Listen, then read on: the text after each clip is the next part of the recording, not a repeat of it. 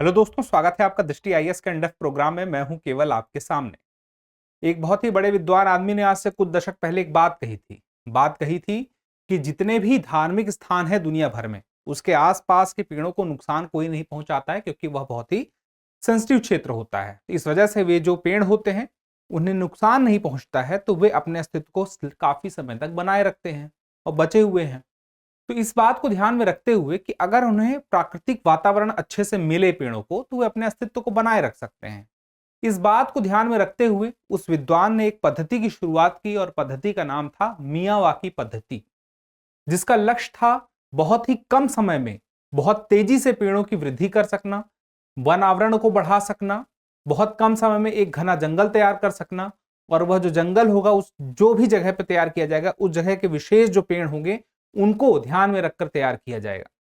इस पद्धति का नाम, जैसे कि मैंने आपसे बताया, मियावाकी पद्धति। और इस मियावाकी पद्धति का नाम मियावाकी पद्धति क्यों है? क्योंकि जिस व्यक्ति ने इस पद्धति की शुरुआत की, इस पद्धति को तय किया, उसका नाम था अकीरा मियावाकी। और अकीरा मियावाकी एक जो पद्धति लेके आए, उसे हम जानते हैं जापानी पद्धति के नाम पे, क्योंकि वे जापान से संबंधित थे। तो खबर इसी से जुड़ी हुई कुछ है। मियावाकी पद्धति से हम समझ लेते हैं क्यों। खबर क्या है? पीएम मोदी जो ने है, मन की बात में अभी उन्होंने मियावाकी पद्धति के बारे में बात की। मियावाकी पद्धति के बारे में बात करते हुए उन्होंने बात बताई कि किस तरह से हमारे लिए, पर्यावरण के लिए लाभदायक हो सकता है और इसे और लाभ उठाया जा सकता है। ऐसे में जरूरी हो जाता है कि हम मियावाकी पद्धति के बारे में महत्वपूर्ण बिंदुओं के माध्यम से जान सकें। जैसे सबसे पहले कि चर्चा में क्यों है, वर्तमान में जैसे कि खबर में है तो क्यों है। उसके बाद आखिर यह पद्धति है क्या, किस तरह से अपना कार्य करती है, किस तरह से हमारे लिए लाभदायक होती है, इस पद्धति में क्या क्या प्रोसेस होते हैं, यानी कि क्या क्या प्रक्रिया को अंजाम दिया जाता है। तब एक वन बहुत कम समय में, कुछ ही वर्षों में, जहां सैकड़ों वर्ष लगते थे वनों को तैयार होने में, वहां सिर्फ कुछ वर्षों में, यानी कि कहीं पे 200-300 साल अगर जंगल को तैयार होने में लग सकता है, तो उस जगह में सिर्फ 20-30 साल में जंगल तैयार हो सकता है। उसके लिए आखिर पद्धति क्या है? इससे एक लाभ तो यही है कि जंगल बहुत कम समय में। और क्या क्या लाभ है, उन सारे लाभों को एक तरफ से देखेंगे, लेकिन हमेशा लाभ लाभ नहीं है, कुछ हानि हानि भी है, उन हानि हानि को भी देखेंगे। और उसके बाद भी अगर हानि है तो हम उसको क्यों एक्सेप्ट कर रहे हैं, यानी कि कुछ ना कुछ महत्व उसका है जो बहुत ही महत्वपूर्ण है। और अंत में एक अभ्यास प्रश्न जो आपकी इस टॉपिक पर पकड़ को और करेगा मजबूत। तो चलिए एक तरफ से शुरू करते हैं और सबसे पहले हम देखते हैं चर्चा में आखिर क्यों है। तो मैंने आपसे जैसे ही बताया कि अभी मन की बात के एपिसोड में प्रधानमंत्री नरेंद्र मोदी जी ने दो लोगों का नाम लिया।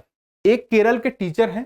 केरल के टीचर ने मियावाकी पद्धति से बहुत ही कम क्षेत्र में, बहुत ही कम समय में एक जंगल तैयार कर दिया। शहरी क्षेत्र में, छोटे से क्षेत्र में एक छोटा सा जंगल बना दिया। अब वह शहरी जंगल जो बना, शहरी वन बना, उस वन का नाम क्या रखा? विद्यावनम। केरल के टीचर थे। उसी तरह से बीएमसी मुंबई ने भी इसी तरह का कार्य अंजाम दिया। कहां पे? मुंबई में। इसी तरह से लखनऊ में भी इसी तरह से मियावाकी पद्धति की सहायता से वन तैयार किया गया शहरी क्षेत्र में। तो इन सब चीजों की तारीफ की प्रधानमंत्री जी ने और बताया किस तरह से यह पर्यावरण के लिए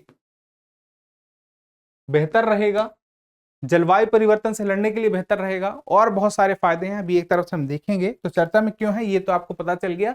अब देखते हैं आखिर यह पद्धति क्या है। 1970 के दशक में यह पद्धति अस्तित्व में आना शुरू होती है।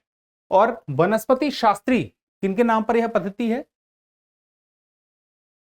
Akira Miyawaki. याद रखिएगा, जापान के हैं। अब इसमें इन्होंने बताया कि जो पेड़ों की वृद्धि है, यानी कि एक तरह से देखा जाए जो जंगल तैयार होगा बहुत कम समय में, सामान्य वृद्धि अगर जिस गति से होती है उससे 10 गुना वृद्धि ज्यादा होगी, यानी कि 10 गुना, हम कह सकते हैं 10 गुना तेजी से जो वृक्ष होंगे वो बढ़ेंगे। यानी कि 10 साल में कोई पेड़ जितना तैयार होता है सामान्यतः, उतने में ये 100 साल के बराबर कोई पेड़ जितना तैयार होता है उतने समय में हो जाएगा, 10 गुना तेजी से। 1 साल में यह पेड़ जितना तैयार होगा उतना सामान्य पेड़ कितने में होंगे? 10 साल में होंगे। घने की बात करें, क्योंकि यह एक ऐसी पद्धति है कि बहुत कम क्षेत्र में, जैसे कि उदाहरण के लिए 1 वर्ग मीटर में 4 से 5 पेड़ लगाए जाते हैं। और यह मान के चला जाता है कि सारे के सारे पेड़ तो अस्तित्व में नहीं आएंगे, औसतन 3 पेड़ 1 वर्ग मीटर में आ जाएंगे। 100 वर्ग मीटर में 350 पेड़ लगभग इस पद्धति में आ जाते हैं। 1-1 फीट की दूरी में पेड़ों को लगाया जाता है और इसमें इस बात का ध्यान रखा जाता है कि यह पेड़ इस तरह से लगे हुए हों कि जब यह बढ़ें आपस में तो काफी घने हो जाएं। तो सामान्य जो होते हैं, घना तो होता है पेड़ों का, जो जितने सघन होते हैं इससे ज्यादा सघन कहाँ वन होंगे, यहाँ पे होंगे। ठीक है, 30 गुना ज्यादा सघन होंगे, इस बात को ध्यान रखिएगा, कई गुना ज्यादा सघन होते हैं। तो इसमें एक बात आपको ध्यान रखनी है, ऐसा क्यों हो रहा है, क्योंकि इन्हें बहुत ही 1 मीटर में, जैसे मैंने आपसे बताया, 3 से 5 लगा देते हैं पेड़, और ये सारे के सारे तो नहीं बढ़ते हैं, कुछ उसमें से नहीं बढ़ पाते हैं। तो ध्यान रखा जाता है 3 साल तक का, 3 साल तक का ध्यान रखा जाएगा। इन पेड़ों को, पौधों को लगाया जाएगा, वो बढ़ेंगे और काफी तेजी से बढ़ेंगे। अब ये काफी तेजी से क्यों बढ़ते हैं, इसको भी अभी आगे हम समझेंगे, जब इसकी प्रक्रिया पे आएंगे तब हम देखेंगे। अब यहां पे देखिए, ध्यान रखिए, बहुत ही कम समय में 10 गुना तेजी से पेड़ बढ़ रहा है। 20 साल में जंगल तैयार कर देता है, जो सामान्यतः 200 साल लगता है। इतनी तेजी से बढ़ता है, इतनी तेजी से जंगल तैयार होता है, इतनी तेजी से हमें कार्बन सिंक करने के लिए एक पर्याप्त जगह मिल जाती है। तो ऐसे में यहां पे एक और बात आती है, प्रजाति कौन सी हो। प्रजाति वो होती है जो क्षेत्रीय होती है। क्षेत्रीय प्रजातियों को क्यों लिया जाता है, क्योंकि उस जगह की जो आबो हवा होती है, आबो हवा मतलब हवा और पानी, तो जो हवा और पानी होता है उस क्षेत्रीय प्रजाति के लिए सबसे उपयुक्त होता है, और उस उपयुक्त स्थान के लिए जो उपयुक्त क्षेत्रीय प्रजाति होगी वह बेहतर तरीके से ग्रो करेगी। तो प्रजातियां आप समझ गए, क्षेत्रीय होंगी। और पेड़ों के प्रकार, कई तरह के पेड़, देखिए जैसे मैंने आपसे बताया कि 1 मीटर का जो क्षेत्र है, कितना, 1 मीटर का, 1 वर्ग मीटर का, 1 वर्ग मीटर के क्षेत्र में 3 से 5 पेड़ लगेंगे। तो वो सारे के सारे पेड़ अलग अलग किस्म के होंगे, पेड़ के अलग अलग किस्म के होंगे, यानी कि अलग अलग किस्म से क्या मतलब है, यहाँ पे ऊंचाई से है। यहां अलग अलग का मतलब क्या हो गया, ऊंचाई। ऊंचाई कैसी, क्योंकि इतने पास पास लगे हैं और एक बराबर ऊंचाई पर अगर आते हैं तो आपस में टकरा जाएंगे। लेकिन मान लीजिए ऐसा, यहां पे हमने 3 पेड़ लगाए, ठीक है, एक इतना बड़ा है, एक इतना बड़ा आया और एक इतना बड़ा आया। तो आप देखिए 3 पेड़ हैं, तो यहां तक आके ये रुक गया, ये यहां तक रुक गया, ये यहां तक रुक गया। तो तीनों पेड़ आपस में बहुत कम जगह पर आके एकदम सघन होके लगे हुए हैं। अब देखिए, एक तो घने भी हैं और बहुत कम जगह में लगे हुए हैं और तेजी से बढ़ भी रहे हैं। तो तेजी से बढ़ने के पीछे की वजह क्या है, ये जानते हैं, आखिर 10 गुना तेजी से बढ़ते क्यों हैं। तो देखिए 10 गुना तेजी से बढ़ने के पीछे पहले हम प्रोसेस को समझ लेते हैं, तो अभी धीरे धीरे इसी बीच में आपको मैं बता दूंगा। जब मियावाकी पद्धति से पेड़ों को लगाने की तय होता है कि यहाँ पे हम एक खास जगह पे जंगल बनाएंगे, तो उस खास जगह पे जंगल बनाने के लिए, छोटे से किसी भी शहर का एक छोटा सा जगह है, खाली पड़ा है, आप चाहते हैं कि वहां पे एक छोटा सा वनावरण हो जाए। तो अब हमने मियावाकी पद्धति से क्या प्रयास किया, सबसे पहले हम जाना कि वहां पर मिट्टी किस तरह की है। मतलब मिट्टी में भी एक गुण होते हैं, देखिए जंगल की मिट्टी में खास गुण होते हैं जिस वजह से वो जंगल है। जो जो चीजें एक पेड़ को वृद्धि में सहायक होनी चाहिए वो सारी चीजें उसमें है कि नहीं है, उस मृदा में है कि नहीं है, उर्वरता है कि नहीं है, जल प्रतिधारण क्षमता है कि नहीं है। ये क्षमताएं होंगी, उर्वरता होगी, तभी तो वह वहां पे बेहतर तरीके से पेड़ बढ़ेगा इतनी तेजी से और जंगल बनेगा। और अगर नहीं है तो क्या ध्यान रखना चाहिए, फिर हमें ध्यान रखना चाहिए कि वहां पे हम जैविक खाद डालें। वहां पर क्या होता है कि खास 2-3 फीट की गहराई तक पूरे जमीन की खुदाई कर दी जाती है और वहां पर जैविक खाद, चावल की भूसी, गेहूं की भूसी, मूंगफली के गोले, हम बायोमास वगैरह दे देते हैं, पर्याप्त मात्रा में जैव ऊर्जा दे देते हैं उस मिट्टी को, जिससे कि पर्याप्त तो अपने आप में वह जो उस मिट्टी की उर्वरता है वह बढ़ जाए, जंगल बनाने में सहायक हो जाए। जब ऐसा हो जाता है तो अब क्या करते हैं, चयन करते हैं वृक्षारोपण के लिए प्रजाति का। जो मैंने आपसे बताया, क्षेत्रीय प्रजातियों का चयन किया जाएगा। क्षेत्रीय प्रजातियों का चयन किया गया और मैंने आपसे क्या बताया कि एक खास जगह पे 3 से 5 पेड़ लगाए जाएंगे, ठीक है, अलग अलग हाइट के होने चाहिए। प्रजातियों का ध्यान देते समय इस बात का हमें ध्यान रखना पड़ेगा कि अलग अलग हाइट के वो पेड़ हों। उसके बाद जमीन को तैयार जब हमने कर लिया, जो खुदाई कर ली थी और ये सारा प्रोसेस हो गया था, बायोमास हमने दे दिया था, अब उसके बाद देखिए वृक्षारोपण के पहले तो हम जिस भी पेड़ को हमें लगाना है उस पेड़ के बीज से हम पौधे तैयार करेंगे। इस बात को विशेष ध्यान रखिएगा। मिट्टी को जांच लिया, मिट्टी के अनुकूल वाले पौधे को जाने। अब हम पौधे को जानने के बाद इसके बीज से पौधे उगाते हैं नर्सरी में, और उसके बाद जब वे पौधे उग जाते हैं तो उनका रोपण होता है। तो रोपण जब होता है तो उसका हम जाते हैं उसी स्थान पर जिसको हमने तैयार किया था, और यहाँ पे जाके हम 3 फीट जो गहरा खड्डा खोदा था हमने, वहीं पर इसको हम लगाते हैं। ये गड्ढा खोदने से, 3 फीट का गड्ढा खोदने के बाद ये सारी चीजें डालने से क्या होता है, एक तो पर्याप्त मात्रा में वो नमी प्राप्त कर सकता है और पर्याप्त उर्वर हो जाता है। तो इस वजह से पेड़ तेजी से बढ़ेंगे। पर्याप्त उनको उर्वरक मिल चुका है, वो जो मिट्टी है वो पर्याप्त तैयार हो चुकी है। अब यहाँ पे एक बात आती है कि आखिर ये तेजी से बढ़ क्यों रहे हैं, अभी भी समझ में नहीं आया। ये इससे तो पता चल रहा है कि बढ़ेंगे, ठीक है, हमने उर्वरता देख ली, मिट्टी को और बेहतर कर दिया, लेकिन अभी भी तेजी से क्यों बढ़ रहे हैं? देखिए, जब हम इतने पास पास लगाते हैं ना, तो जब हमने बहुत पास पास लगाया पेड़ों को, तो होता यह है कि अब इस तरह से पेड़ मान लीजिए लगे हैं, अब इनके ऊपर ऐसे डाल है, शाखाएं हैं, अब क्या है, अगल बगल से कहीं भी धूप नहीं आ रही है, नीचे पूरा क्या हो गया, छाया हो गई, अंधेरा हो गया, यहां धूप पहुंच ही नहीं पा रही है। अब नीचे के क्षेत्र में जब धूप नहीं पहुंच पाएगी तो होगा क्या, प्रकाश संश्लेषण की इन्हें जरूरत पड़ेगी अपने आप को जिंदा रखने के लिए। अब प्रकाश संश्लेषण ये कहां से करेंगे, नीचे जब पूरी की पूरा अंधेरा है, धूप आ ही नहीं पा रही है, इतने पास इतने घने हैं कि कहीं धूप जब आ ही नहीं पाएगी, सिर्फ ऊपर से ही धूप आएगी, तो धूप लेने के लिए वो तेजी से ऊपर बढ़ेंगे, आपस में उनकी प्रतिस्पर्धा होगी, लेकिन एक दूसरे को नुकसान नहीं पहुंचाएंगे क्योंकि उनकी हाइट अलग अलग रहेगी, लेकिन उनमें प्रतिस्पर्धा होगी धूप लेने की ज्यादा से ज्यादा। इस वजह से वो तेजी से ज्यादा अपनी हाइट को प्राप्त करने के लिए कम से कम समय में कोशिश करेंगे, और यही वजह है कि वो 10 गुना तेजी से बढ़ते हैं। तो इस बात को विशेष ध्यान रखिएगा, ये सारी प्रक्रियाओं को मिलाने के बाद 10 गुना तेजी से बढ़ते हैं। इन सारी प्रक्रियाओं को फॉलो करना ही पड़ेगा। अब उसके बाद देखिए, हमने नर्सरी से पौधे को निकाला, लगा दिया यहाँ पे, उसके बाद भी हमें 3 साल तक उसकी रखवाली करनी है, यानी कि मौसम के अनुसार, बारिश है, गर्मी है, ठंड है, तो मौसम के अनुसार उसका देखभाल करेंगे। तब 3 साल जब हो चुके होंगे, 2 से 3 साल, तब फिर ये लगेगा कि अब जो इसमें सुरक्षित बच गए हैं, कुछ तो नुकसान हो चुका होगा, कुछ नष्ट हो चुके होंगे पौधे, जो बच गए होंगे अब वो अपने आने वाले समय में अपनी पूरी आयु को प्राप्त करेंगे। तो ये पूरा प्रोसेस है, आपको पता होना चाहिए कि इस वजह से इतनी तेजी से बढ़ते हैं, क्या प्रोसेस होता है, क्या क्या चीजें उसमें दी जाती हैं, किन बातों का ध्यान रखा जाता है, और कितने क्षेत्र में कितने हो सकते हैं। अब इसका आइडिया आपको हो ही गया है। मैंने जैसे हाइट की बात की थी, देखिए ज्यादा हाइट के, उससे भी कम, फिर उससे भी कम, इस तरह से कैटेगरी बना ली जाती है, जिससे कि वो बहुत आपस पास पास में रहेंगे, घने भी रहेंगे, सघन रहेंगे, लेकिन उसके बाद भी आपस में एक दूसरे को नुकसान नहीं पहुंचाएंगे और तेजी से बढ़ेंगे, क्योंकि सिर्फ सनलाइट कहां से मिलेगा, ऊपर से मिलेगा। अब आगे देखिए, लाभ क्या है। लाभ यही है कि बहुत कम समय में इनकी वृद्धि हो जाती है, बहुत कम समय में हमें एक वन देखने को मिल जाता है, एक वन तैयार हो जाता है, 10 गुना तेजी से तैयार होता है, और सघनता इसकी होती है कई गुना सघन होता है।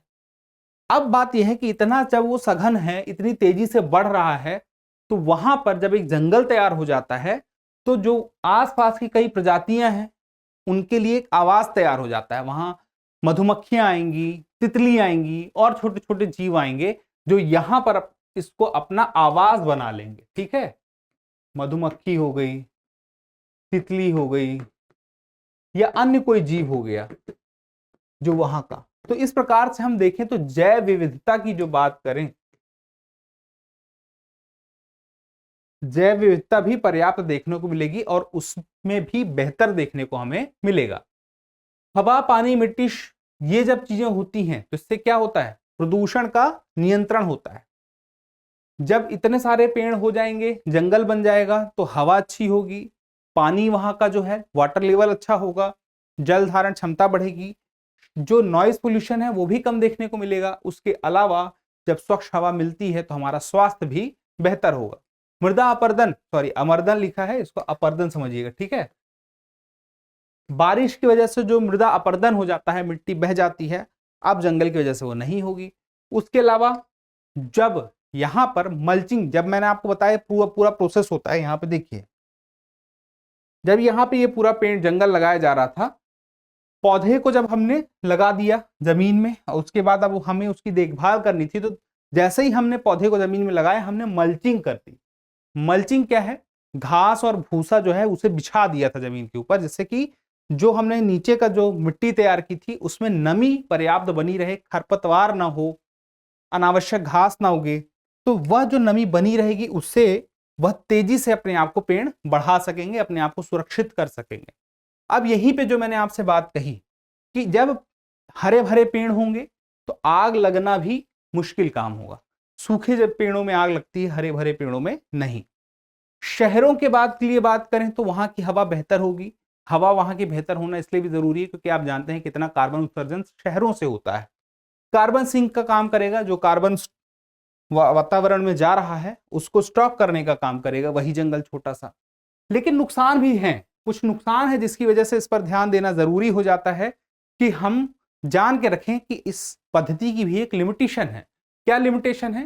पेड़ों के प्रकार का प्राकृतिक वितरण कम हो जाता है। सीधी सी बात है, हम कुछ ही प्रकार के पेड़ों को लगाएंगे। हम ये देखेंगे कि देखिए, जो क्षेत्रीय प्रजातियां हैं पेड़ों की, उनमें से कौन बेहतर है, किसकी वृद्धि कम समय में हो सकती है। ये लाभ, ये स्वार्थ, ये लालच तो बना ही रहेगा। इस वजह से बहुत सारे ऐसे पेड़ हैं जिनके अस्तित्व पर खतरा उत्पन्न होगा। इससे जैव विविधता को खतरा है, बिल्कुल जैव विविधता को खतरा है। कैसे खतरा है? अब देखिए, जब कुछ ही प्रकार की प्रजातियों के पेड़ मौजूद होंगे तो वहां पर उन पर निर्भर ही जीव वहां पर उत्पन्न होंगे, दिखेंगे आपको। इसके अलावा जो वन्य जीव प्रजाति है उनकी आवाजाही भी उतनी नहीं हो पाएगी। अब आप पूछेंगे आवाजाही क्यों नहीं हो पाएगी, है जंगल और वन्य जीव प्रजातियों की आवाजाही नहीं हो पाएगी। वो इसलिए नहीं हो पाएगी क्योंकि मैंने आपसे बताया कि बहुत घने जंगल होते हैं, इतने घने होते हैं, सामान्य से कई गुना ज्यादा घने हो गए। तो अब आप खुद सोचिए कि यहां से कैसे कोई जानवर निकल पाएगा। इतना अंधेरा, इतना घना कि यहां से कोई जानवर ही नहीं निकल सकता, आवाजाही तो यहाँ पे हो ही नहीं पाएगी। इसके अलावा कहा जाता है कि इतनी तेजी से बढ़ने वाले ये जो पेड़ होते हैं, 10 गुना तेजी से बढ़ते हैं, इनमें औषधीय गुण नहीं होता है। तो इस बात को ध्यान रखना होगा। अगर ये बात सही है, औषधीय गुण नहीं होता है, तो ये कहने को हमारे पास जंगल है, और जब हमारे दिमाग में जंगल आता है तो हम यही सोचते हैं कि वहां पे औषधीय गुण वाले पेड़ पौधे होंगे। लेकिन यहां पर वो स्थिति देखने को नहीं मिलेगी, वो लाभ हमें नहीं मिलेगा। अब सीधी सी बात है, कुछ लाभ हमें नहीं मिल पा रहे हैं, लेकिन अपने आप में काफी महत्वपूर्ण तो है ही। बहुत सारे लाभ हमें मिल रहे हैं, कुछ हमें लाभ नहीं मिल पा रहे हैं। इस वजह से हम इस पद्धति को नकार नहीं कर सकते, क्योंकि जो जलवायु परिवर्तन का दौर चल रहा है, जिस तरह से हमें कार्बन उत्सर्जन से लड़ने की आवश्यकता है, हमें ज्यादा से ज्यादा कार्बन को सिंक करने की आवश्यकता है, हमें हवा को बेहतर करने की आवश्यकता है, उसके लिए जरूरी है कि इस पद्धति को, मियावाकी पद्धति को हम अपना के रखें। देसी पौधों का भी संरक्षण होगा। जो खाली स्थान है शहरों में, वहां पे ज्यादा जरूरत है इसकी, वहां पे इसका उपयोग कर सकेंगे। क्योंकि देखिए, बहुत बड़े क्षेत्र में मियावाकी पद्धति का उपयोग नहीं किया जा सकता, बहुत एक सीमित क्षेत्र में ही किया जा सकता है। मतलब जितने बड़े अमेज़न जंगल हैं, जैसे अमेज़न के जंगल हैं, उतने बड़े क्षेत्र में हम मियावाकी पद्धति से अभी नहीं लगा सकते, हमारी कुछ लिमिटेशन है। पर्यावरणीय मुद्दों को हल करने में यह सहायक है। जो बात मैंने आपसे कही पर्यावरण की बात के, जैसे कि मैंने आपसे क्या कहा, कार्बन उत्सर्जन की, उसके अलावा स्थानीय जैव विविधता बनी रहेगी। जो मैंने आपसे बात कहा, मधुमक्खियां हैं, तितलियां हैं, कुछ अन्य जीव हैं छोटे मोटे, वो वहां पर आपको देखने को मिल जाएंगे, उस क्षेत्र से संबंधित जितने भी होंगे। मृदा संरक्षण तो होगा ही, और जब मियावाकी पद्धति से इतनी तेजी से हम जंगल उगा सकेंगे तो इमारती लकड़ियां भी हमें मिलेंगी और अन्य बहुत सारे हम व्यावसायिक उपयोग कर सकेंगे उस जंगल का। बहुत सारे लोग इसमें अपना स्टार्टअप भी कर रहे हैं, जंगल लगाने का स्टार्टअप है, वो ठेका लेते हैं कि हम आपके घर के आसपास छोटा सा जंगल लगा देंगे। बहुत मतलब 20, मैंने तो सुना 20 वर्ग फुट में भी, अब 20 वर्ग फुट में भी अगर कोई जंगल लगाए दे रहा है, 20 वर्ग फुट होता ही कितना है, बहुत कम क्षेत्र है। और इतने भी एक घना जंगल, बहुत छोटा सा, अपने आप में एक मिनी इकोसिस्टम जैसा वो दिखने में लगेगा आपको। तो उससे किसी की आबोहवा अच्छी होती है, कोई अपना लाभ देखता है, निजी लाभ देखता है, कोई अपना व्यवसायिक लाभ देखता है, कोई पर्यावरणीय लाभ देखता है। तो अलग अलग लाभ के हिसाब से इसकी डिमांड भी अलग अलग तरीके से कम या ज्यादा देखने को मिल रही है। इस वजह से लोग इसका व्यवसाय भी कर रहे हैं, स्टार्टअप भी कर रहे हैं। तो अपने आप में ये काफी फायदेमंद है। अब देखते हैं एक अभ्यास प्रश्न हमारी इस आज के टॉपिक से क्या है, मियावाकी पद्धति का संबंध किस देश से है? भारत, जापान, चीन और रूस। आप अपना उत्तर कमेंट बॉक्स में देना ना भूलिएगा। आप कमेंट देते हैं तो हमें और बेहतर करने की प्रेरणा मिलती है। अब मुझे उम्मीद है कि टॉपिक आपके सामने बहुत कुछ क्लियर हो चुका होगा, कुछ रह गया होगा तो आने वाले समय में हम उसे भी कवर कर लेंगे। जल्दी मिलते हैं अगले एपिसोड में, तब तक के लिए स्वस्थ रहें, मस्त रहें और पढ़ते रहें।